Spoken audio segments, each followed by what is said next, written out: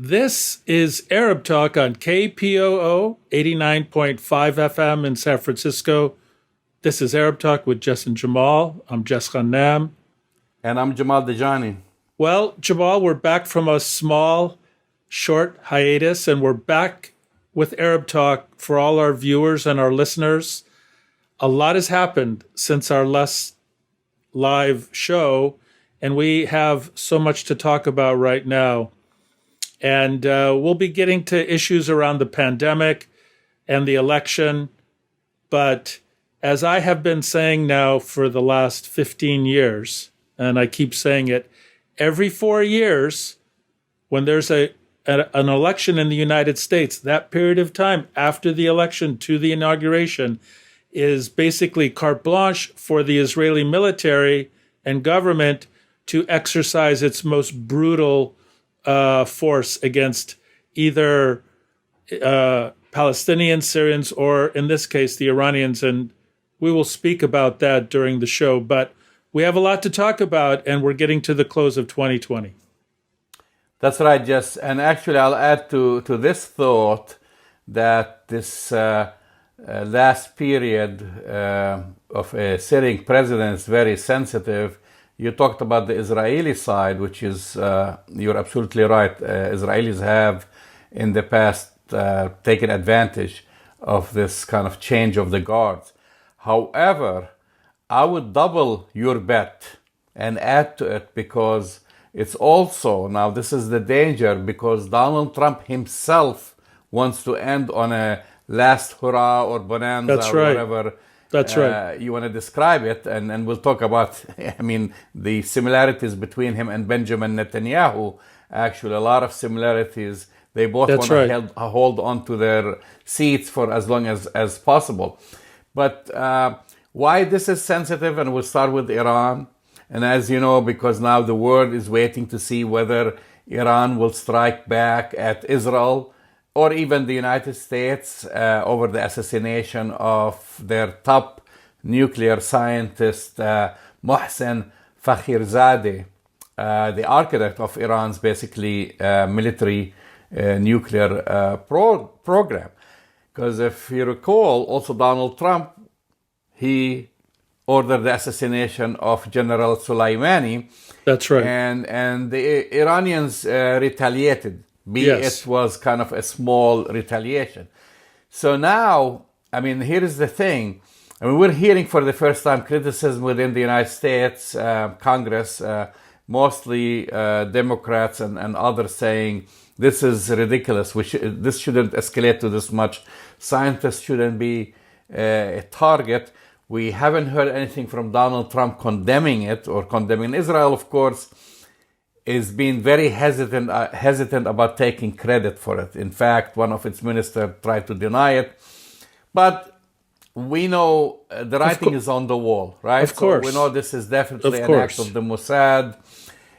Even the Iranians themselves, which was basically, this was different than other assassinations in a way where the Mossad agent set up a automatic rifle on top of a truck and basically did the assassination remotely, then exploded the truck, but then the Iranian intelligence were able to discover bits and pieces of the technology, and all fingers, according to Iran, lead to Israel.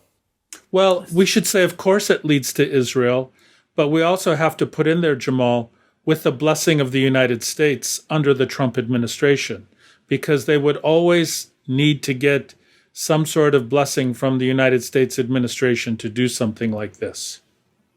Well, here is the question. So I've been monitoring both the Israeli media and the Iranian media, and the senior Iranian officials have been stressing that Iran will take revenge against the perpetrators. But at the same time, they've been saying we will continue. One part of our revenge is maintaining Fakhrizadeh's legacy, meaning the nuclear program, and they're not going to adhere to any. Well, they've reestablished their nuclear enrichment program to go far beyond medical grade enrichment, Jamal. That's a very strong statement in terms of reestablishing a higher grade of nuclear fissural material that they'll be able to use for, other than medical purposes, for sure. Well, then the key question now is whether Iran will accelerate what you're talking about into a nuclear bomb, right?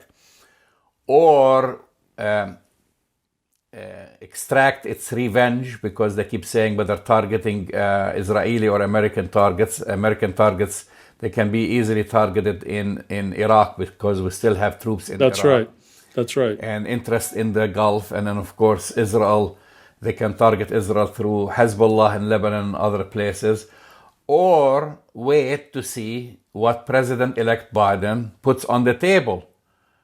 Because that's kind of the calculation. And I think that's the calculation for him to see if whether they're going to go back to the Obama era. Because they've reached an agreement, right? And then Trump kind of canceled it. But my worry, Jess, is that that's not all the story. Meaning, now and then we'll get to that because, and we'll talk a little bit later on about Israel parliament has recently passed a preliminary bill to dissolve itself. Right. Which is really a move that threatens to break apart an already fractured coalition government and trigger a fourth election in less than 2 years. Right. We know that an election for Benjamin Netanyahu is kind of like that's where the parallel thing between him and the thinking of the same minds between him and Donald Trump is because Benjamin Netanyahu, he's been dragging on his control over the government and that seat of the prime ministership to avoid prosecution. He has like more than 3 criminal cases, I think 4, if I'm correct, cases targeting him. The same way that Donald Trump has been trying, and we'll talk more about that, to mesmerize his base and get more money, donations from them, and all these things, and all the game that they've been trying. They haven't thrown the towel.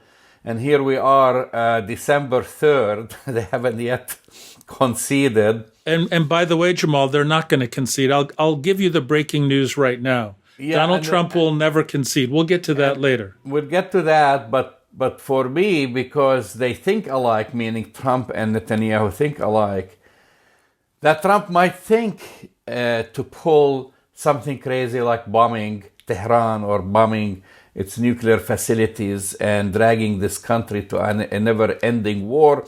And this is what the Israelis have been egging the United States forever. I mean, if you recall, going back to the Obama-Biden administration, how many times and how many tricks and how many emissaries Israel have sent to the United States try to convince Obama to bomb Iran.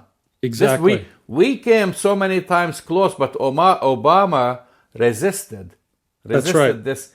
And if we had the time, we could pull, the famous or infamous Benjamin Netanyahu statement at the United Nations many, many years ago, telling how if the United States invades Iraq, that Iraq is going to be a wonderful place and how wonderful the Middle East will turn to be. Do you remember that statement? Well, unfortunately, I do remember that statement, Jamal, very, very painfully. It's a very painful memory. And I think you've really put your finger on something very important in terms of the strategic next steps. Because the dilemma for Iran is that if they don't respond to this act of war, because that's what it is, when you assassinate scientists, that's an act of war. And the Soleiman response was very measured. This is an act of war to kill one of your top scientists, irrespective of whatever he did, and to assassinate him on his own, in his own home, basically in his own home territory. However, the Iranians really do want to get back to the nuclear agreement and have all of these financial restrictions and embargoes taken away. And prior to the assassination, Jamal, Biden did signal that he was interested in reestablishing the Obama nuclear deal with the Iranians. So you're right. There's a dance going on right now. Can the Iranians really wait 2 months? If they wait 2 months, that's going to give Trump and Netanyahu more time to plan and to destabilize the region. So it's a race between the Israeli Trump or Netanyahu Trump attempt to destabilize the region even more, which has always been their policy, and Biden's attempt to kind of stabilize the area by reestablishing the Iran nuclear deal. I'm not sure who's going to win, Jamal, to be honest with you, but I will say that I agree with you 100%. If I were a betting person, and I'm not, betting on Trump's instability is always a good bet. So if you think he's going to act irrationally and in an unstable way, that's a safe bet to make. Yeah, I mean, that's the biggest fear, and the biggest fear, not only for Iran, for the entire region, but also for the security of the United States and its allies in the region, like the Gulf Strait. Now, but Jamal, we do have good news. You left out good news.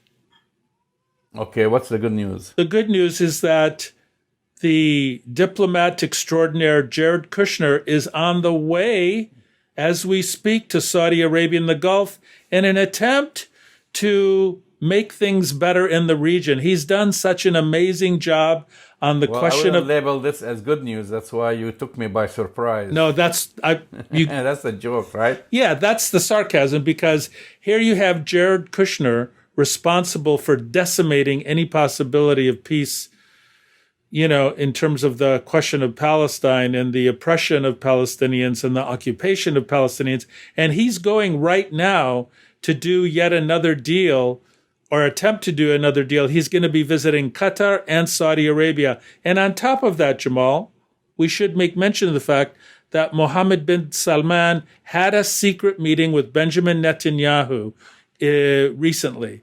So there's some dirty dealings going on right now. Well, and I can assess the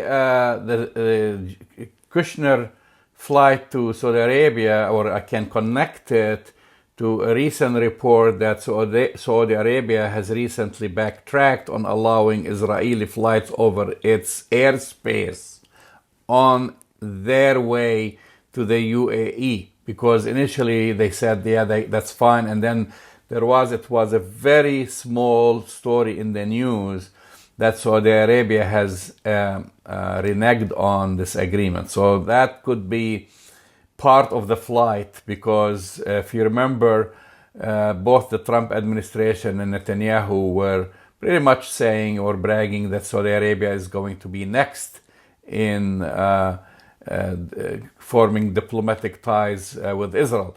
That has not happened yet. Right.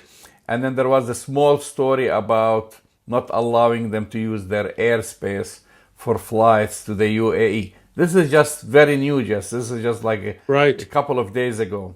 But this goes to support the point we're trying to make, Jamal. This next, 50 days plus minus is has the potential to be among the most destabilizing times in the Gulf, in North Africa, in the Middle East, as we can imagine. I mean, this is supposed to be a time where diplomatic and military things are put on hold temporarily to allow the next president to initiate their policy in those regions all over the world, get the State Department going, get the military going. That's what the general, time between the election and the inauguration has been historically in this country. All bets are off now, because Trump is not going to stop causing trouble either domestically or internationally. And that's really what this show is about. It should be called, Jamal, How Donald Trump Will Continue to Destroy and Interfere with Democracy domestically and internationally and destabilize things. Well, you could also say there is a this whole thing was orchestrated by Donald Trump and Benjamin Netanyahu, and the first act was for the Israeli Mossad to assassinate the Iranian scientists. And then I think for that's Iran, right. I think and that's for right. Iran to overreact immediately and does something stupid, or they were kind of like baiting Iran, Right. and then this is when the United States will step in to protect its interest and help its allies in the region, Israel, Saudi Arabia, etc., and bomb Iran. But this didn't happen, and you know why it didn't happen? Because the Iranians are smart. That's And right. they've outsmarted the United States on this issue many times. They also Rouhani is a very pragmatic fellow, and and the people around him. He's more actually pragmatic than the parliament. The Iranian parliament, you hear a lot of slogans, and and people in the streets. Of course, there is that demonstrations, burning the American flag, burning the Israeli flag, death to America chant, and death to Israel chant. But he's more pragmatic, because if you read what he's been saying, he doesn't want to play into the hands of the Trump administration and Israel.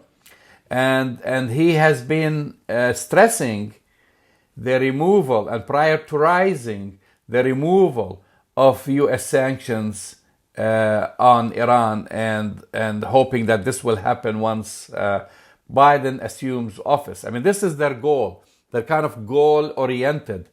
And the goal that they put forward is like, stay cool, because you could always have your revenge. A year from now, 2 years from now, 5 years from now, doesn't matter. Now their objective is really to remove the sanctions, because the sanctions have hurt Iran, have hurt its economy quite a bit, and they want to go back, That's back on the table. And I think that's right, Jamal. That's the diplomatic dance. The President Rouhani is a very pragmatic guy. You're right. If the Iranians can hold off politically, this is more for them domestically, on retribution or revenge or getting back. If they can hold on until Biden takes over on the 20th of January, there may be some movement there diplomatically. And of course, there's probably some back channel negotiations going on now. Having said that, if Biden doesn't get on it, and he knows he's on a relatively short timeline, that he's got to make some diplomatic moves or diplomatic indicators that have to show the Iranians that it's worth their while to hang in there, and that the sanctions, the move towards... Unfortunately, neither Biden nor his transition team have said anything about it. They've been silent on Fakhrizadeh's assassination, and actually several of Biden aides, when they were questioned by the media to comment on this, they refused to comment on the matter. I think that's smart, because that means to me back channel communications are going on. That's my suspicion, at least. So the other thing is to look for is to watch for what other world powers, because this, even though we know that Trump he acts unilaterally, but also mostly the entire EU, people who actually worked on the nuclear deal with the Obama administration, from Russia, China, France, Germany, the UK, the entire EU, they've been meeting, with Iranian officials, and they have a meeting on December 16th. Right. So they have a meeting actually with Iranian officials in Vienna on December 16th to discuss ways to preserve the deal and get Iran back to full compliance and prepare for the new U.S. administration. So that's the game. It's just a big question again, is whether Trump pays attention to any of this, and then he just has something in his head, and as commander-in-chief gives the order to do something very reckless, in my opinion, in the region. And as I said, you betting on Trump's instability because he's laid a wrecking ball to the democratic process here in the United States. He's attacking Republicans right now. We may have some time to talk about that later in terms of the senatorial runoff elections in Georgia for the control of the Senate. He's acting very irrationally in so many different ways. There's no reason to suspect that he won't continue to act irrationally, Jamal. Having said that, I think it's good that the Iranians have backed completely out of the deal, have decided that they're going to enrich uranium, because frankly, Jamal, you and I both know that's their only point of leverage, is to continue to enrich uranium as quickly and to as high a level as possible now as a source of protection, because, it's a very fragile situation. The Iranian economy is terrible right now. The COVID epidemic is rampant in Iran right now, especially in Tehran.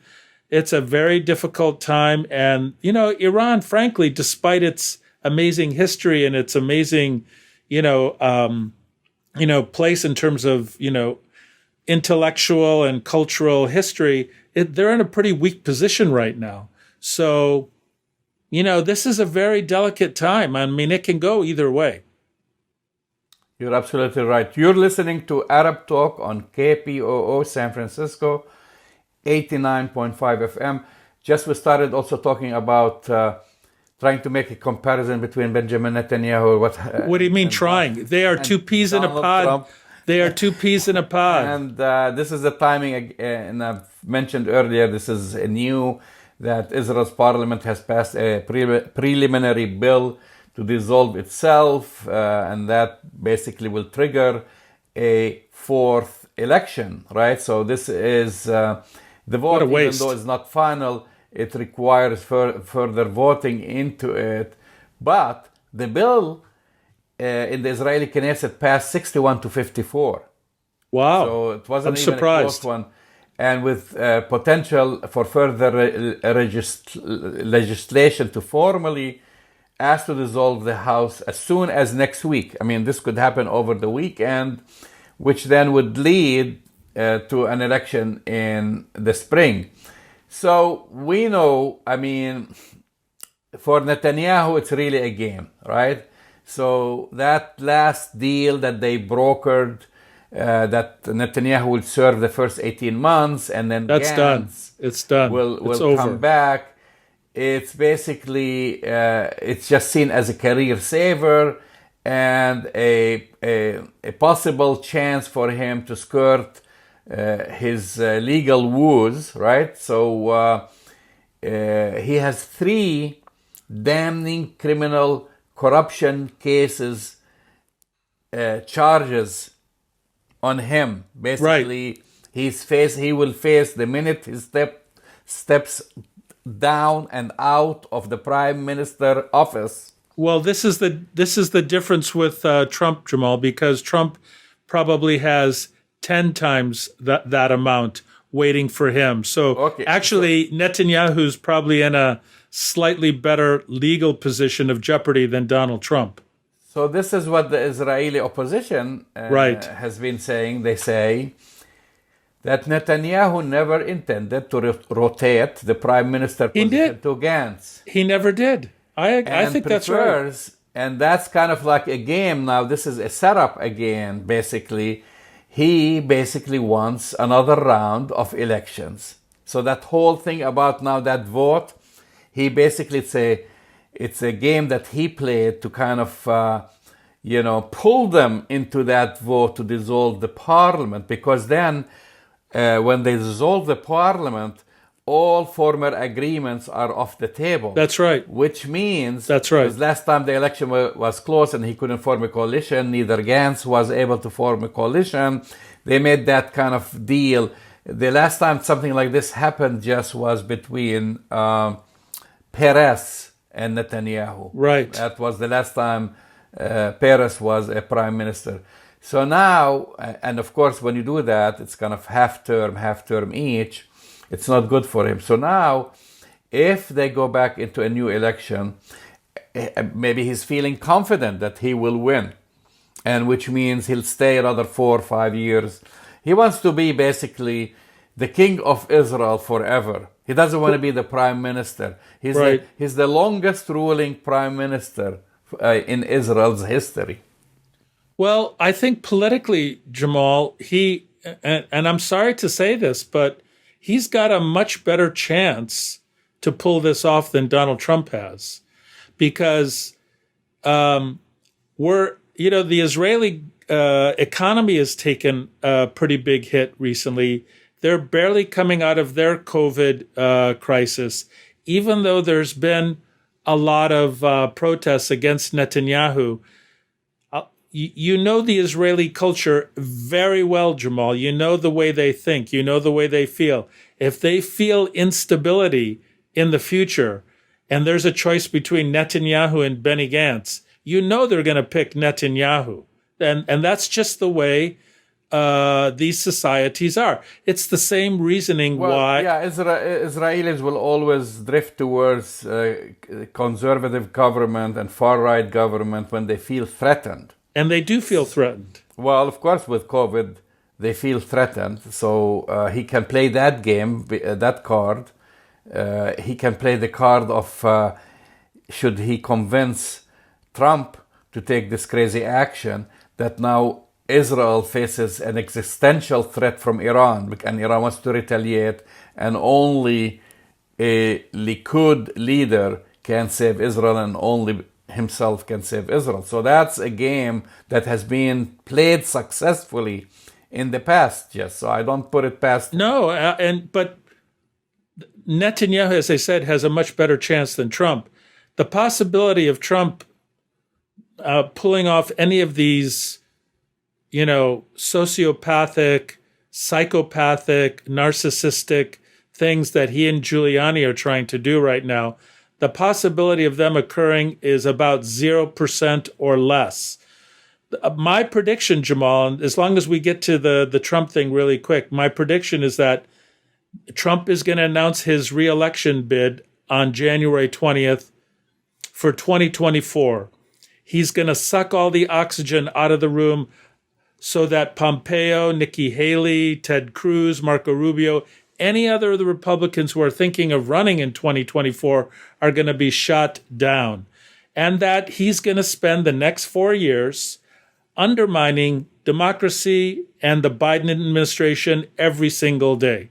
So when people say to me, oh, thank goodness Trump is leaving, I keep saying, breaking news, everybody, he's not going anywhere. 75 million people voted for him. 75 million. That's 47% of the population. If you kind of extrapolate. 74 million. Yeah. So, listen. Except if they take the wind out of his sail in two maneuvers. One, go after his family, all his children, because that's why they're talking about preempting this and right, sure, giving them immunity and pardons, sure, presidential pardons, sure. And then two, if the Republicans get to flip the Senate, or even tie the Senate, because then you have Vice President-elect Harris. She will. I don't think this may be where you and I have a slight disagreement, because even if those things happen, it's not going to neutralize Trump at all. He has such a devoted following who are, ready to take up. I'm even shocked that I'm willing to say this on, our live broadcast, but his followers are willing to take up arms to fight against what they believe is an illegal election of Joe Biden. And so there have been death threats against Republican officials, Jamal, in Georgia and in Michigan who have certified elections. We're talking about Republicans receiving death threats because they have said, yes, Joe Biden won. And when you have that kind of vitriol... Who do you blame for this? Who do you blame for this, Jess?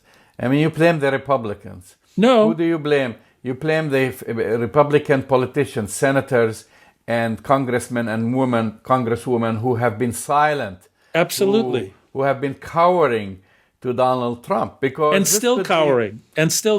Well, that's why this could end right now if Mitch McConnell and others make a statement, say the elections are over, Biden has won, and that's it. Let's move on. They're not going to do that. Then They won't do that. They are all to blame. It's not just Donald Trump, and it's not the average person who's living in Tennessee or he's living in Alabama and wherever. I blame all these politicians because they know better. They are Washington insiders. They know. I mean, look, Donald Trump is willing to fire his FBI. He's willing to fire his members of Department of Homeland Security. He's willing to fire anyone who is willing to say, yeah, we didn't have any fraud. These were fair elections and you lost.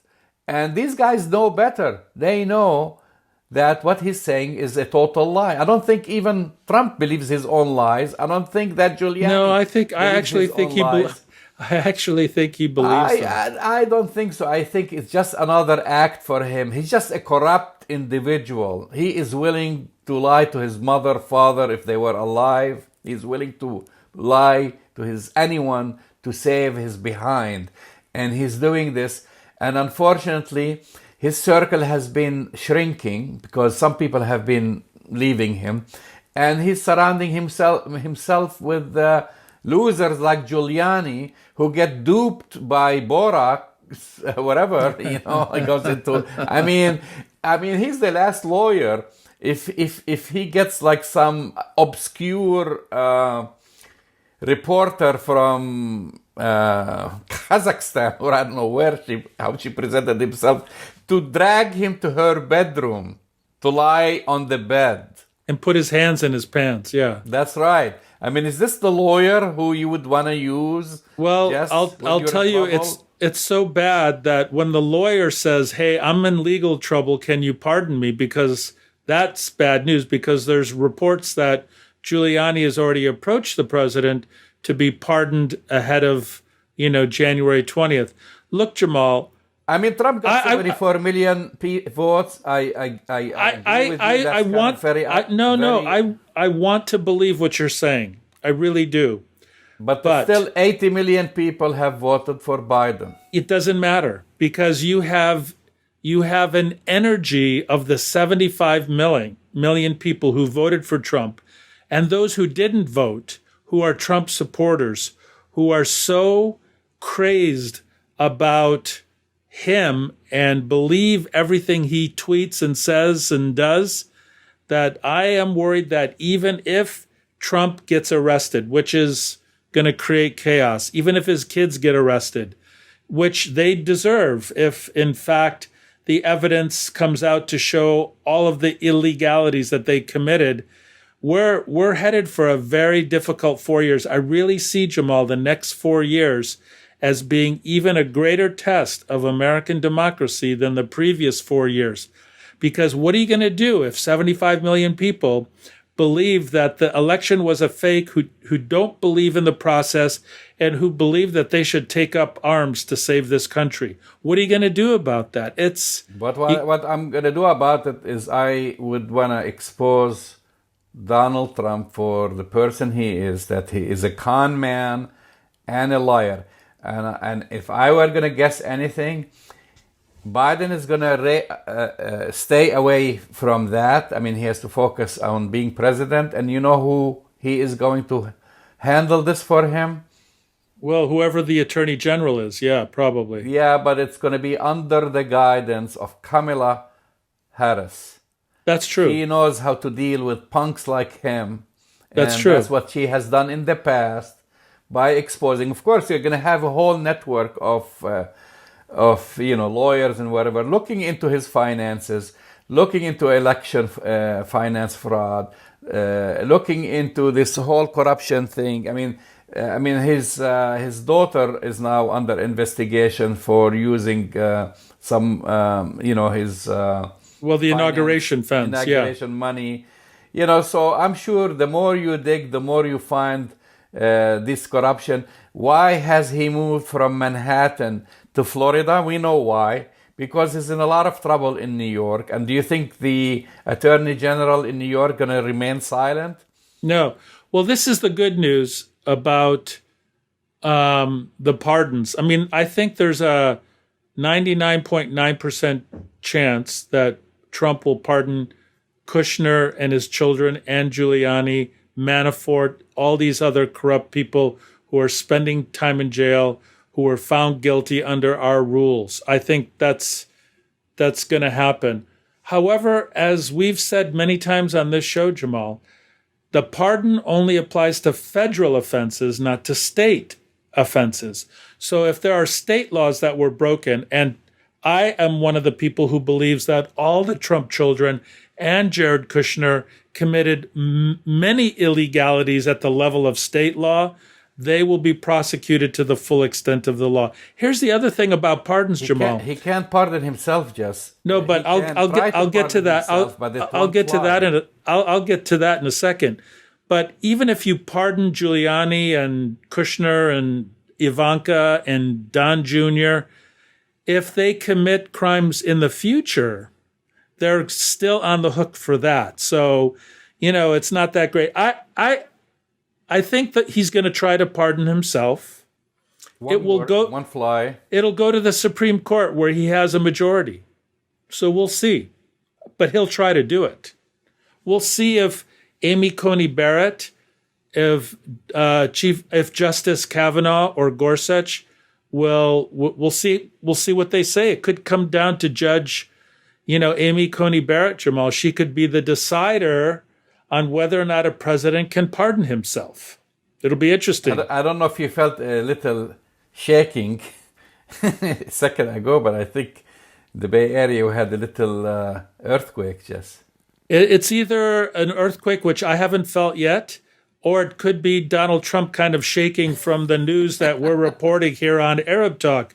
And he should worry about it, Jamal.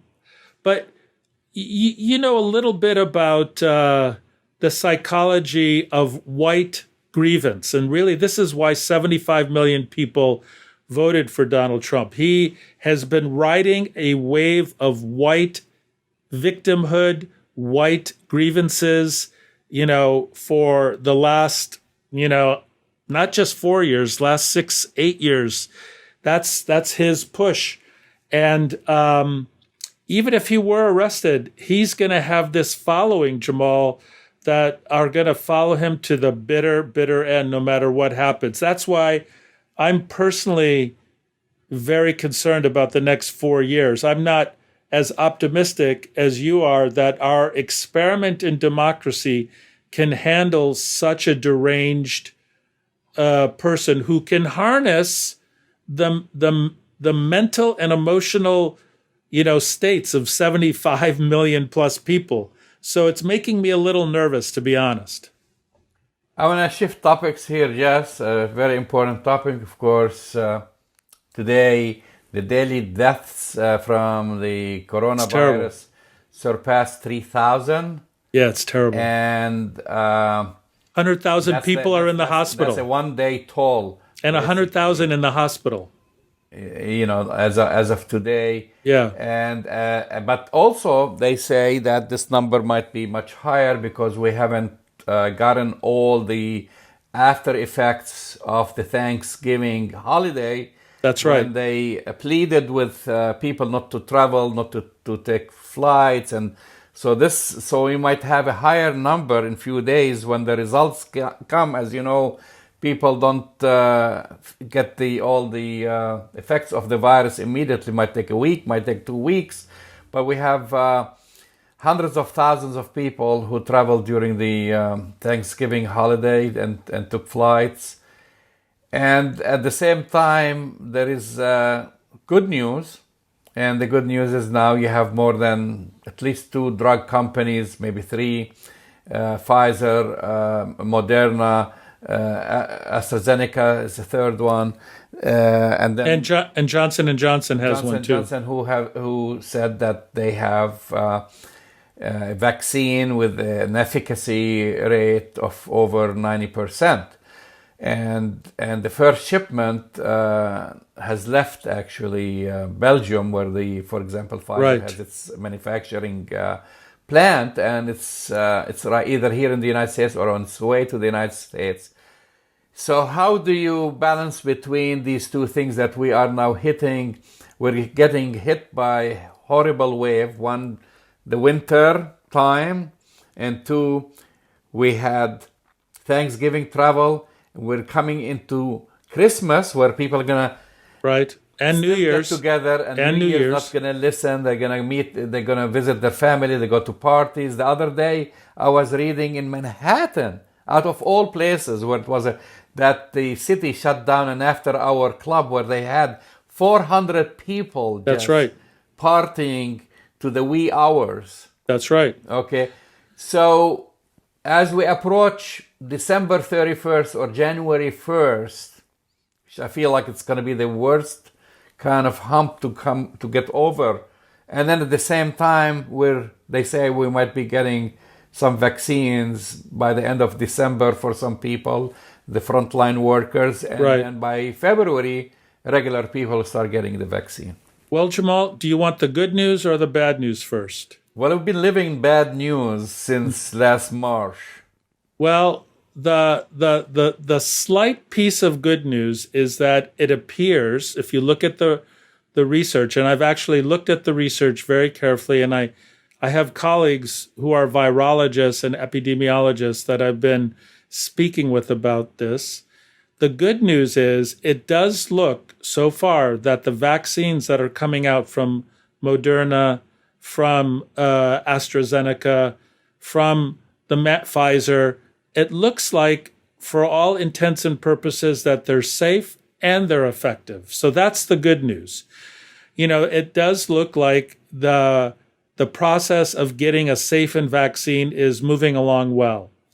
The bad news is that, for example, if you look at the Pfizer vaccine, you need 2 shots, and they're going to have 20 million doses ready by, let's say, end of December, January for frontline workers.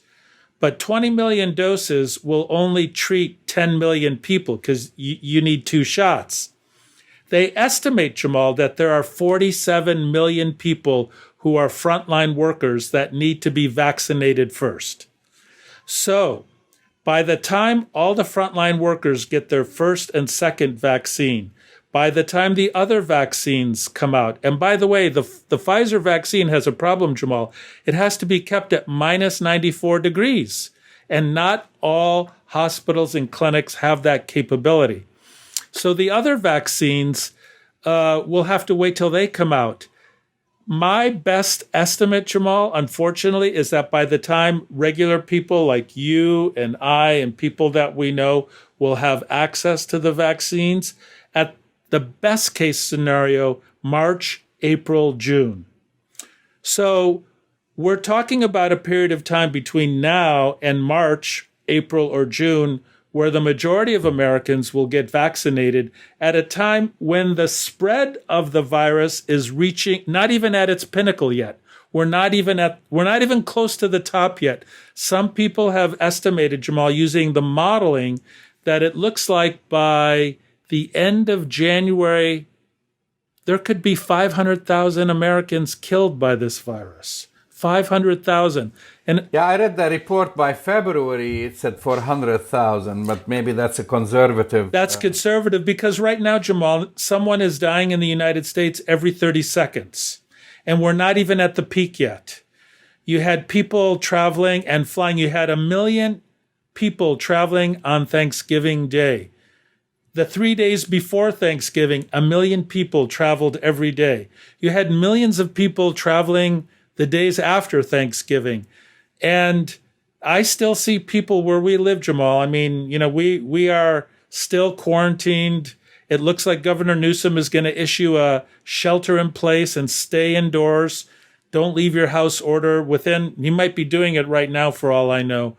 Yeah, but they're going to reverse, for example, San Francisco now has been reversed to the purple Sure. state, Sure. and I think they might make a new announcement about rolling back, even going to Everything. restaurants and eating outside. But it's too late. But Jamal, part of what I'm trying to tell you is it's too late.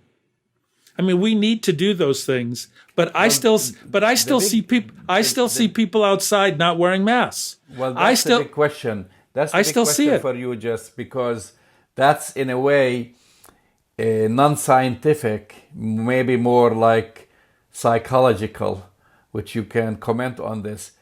Why in the hell, I'm sorry to use that word, when all evidence is telling you that if you wear a mask, you wash your hands, you practice social distancing, you are going to reduce your chances from getting coronavirus, and people still resist, they don't care. It's kind of like they have this mental blockage that it's going to devalue them or affect their masculinity or what. But here's the full circle. Refusing all the advice. Here's the full circle, Jamal. The full circle to answer your question. When you say, why do some people still don't wear a mask? You could ask the same question. Why did 75 million people vote for Donald Trump? Because if you can answer why 75 million people voted for Donald Trump, it gives you a glimpse into the answer as to why people... because that, I would say, okay, this could be ideological. But the idea is this is a matter of life and death. But not for these people. I'm telling you, the people, when I go for... Let's say I'm going for a hike in Northern California, and I walk down a street where there are other people and they're not wearing a mask. If I say something, and I've tried a few times, people will yell at me. It's none of my effing business.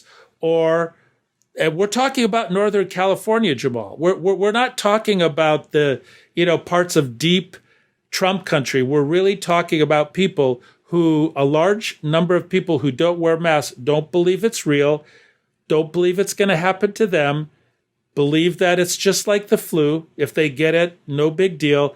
But fundamentally, it comes from an idea of a narcissistic idea. I can do whatever I want to do. It's up to me, rather than the collective sense. I wear a mask, not for me, Jamal. You wear a mask, not for you. You wear it to protect your family. You wear it to protect your community. You wear it to protect the larger group around you. So whether or not you do things because you believe it's an individual right, like the libertarian idea, or you believe in this kind of, we're in this together, we need to wear masks for each other, that's really the thing that distinguishes people who wear masks from people who don't. I think you hit the nail on the head. I think you answered the question just by saying that's a narcissistic, which is, I agree with you 100%, because before I used to think, well, maybe they're ignorant. Maybe they're not keeping up with the news. No. But now, after seeing all these deaths, all these reports, all the numbers to back it up, people seeing their neighbors dying or getting infected, and they still refuse. I've witnessed it. You're right. I've witnessed it here. People kind of like, on a walk or something like this, they refuse, or they feel they're safe enough if they're outside or outdoors. Yeah, it's not true. It's not true. I'm outdoors, indoor. I'm always wearing my mask. I'm always washing my hands. I have a sanitizer in my pocket. So there are simple steps that people can take, and yet they refuse it. And I do blame Donald Trump bragging about it, absolutely. But then at the end of the day, you chart your own destiny. You make your own decisions. You're an adult. And if you're not paying attention to all the evidence around you, and what you've painted, Jess, and what I've been looking at, yes, it's great news that we have these vaccines coming up. But hey, by the time my turn, your turn to take that shot, maybe 500,000 people would have died. Maybe right, more. Jamal. And here's a painful news information that we can end on the show, unfortunately. If everybody wore a mask, we probably could have saved over 200, the lives of 200,000 people if everybody wore a mask. The number of people's lives who would be saved if all of us wore a mask would be astronomical. And that's the sad thing. A very simple act of protecting your neighbor and your community would save so many lives. And that's why I think the next 3 or 4 months are going to be really dark months, both from a medical standpoint, from a cultural standpoint, and from a political standpoint. I'm not looking forward to it. Sorry to end on such bad news, Jamal. And by the way, I forgot to mention that there are also a number of people who will refuse to take the shot, the vaccine. Well, let me give you the data so that our listeners will know this. In order for this vaccine to be effective, between 75 and 85% of the population has to take it. So, do the numbers on the voting. 47% of people voted for Trump, 53% plus or minus voted for Biden. Do you think, and we see this in Northern California, Jamal, anti-vaxxers everywhere here in Northern California. So if 75 to 85% of the people don't take the vaccine, all bets are off that we get through this. That's the thing that I worry about. You've been listening to Arab Talk on KPOO San Francisco 89.5 FM. Go to our website, arabtalkradio.com, to download the latest episodes and wear your mask. Wear your mask, wash your hands, keep your distance, and we'll can survive this all together and talk to you next week. See you next week.